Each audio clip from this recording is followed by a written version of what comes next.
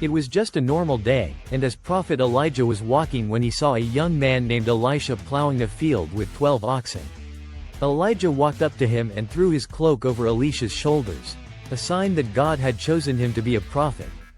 Elisha left everything behind and followed Elijah, learning from him until the day he would take his place.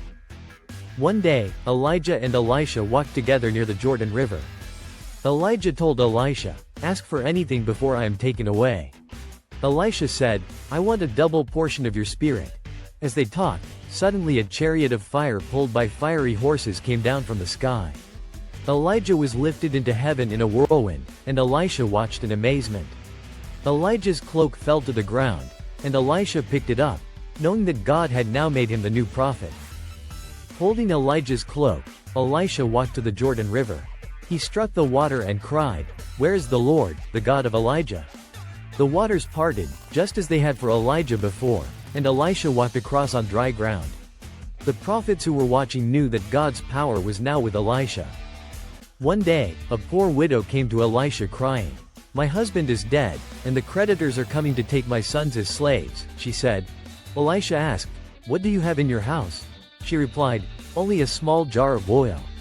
Elisha told her to borrow as many empty jars as she could and pour oil into them. The widow obeyed, and a miracle happened. The oil kept flowing until every jar was full.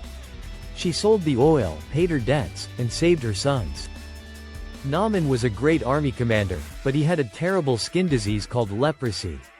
He heard that Elisha could heal him and traveled to Israel. Elisha sent a message, "Go and wash 7 times in the Jordan River."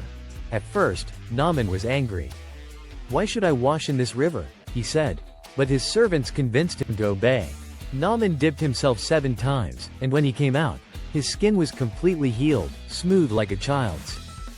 Elisha performed many more miracles. He made an axe float on water, fed a crowd with little food, and even raised the dead. He spent his life showing God's power and helping people. His story teaches us to trust God, obey His word, and believe in miracles.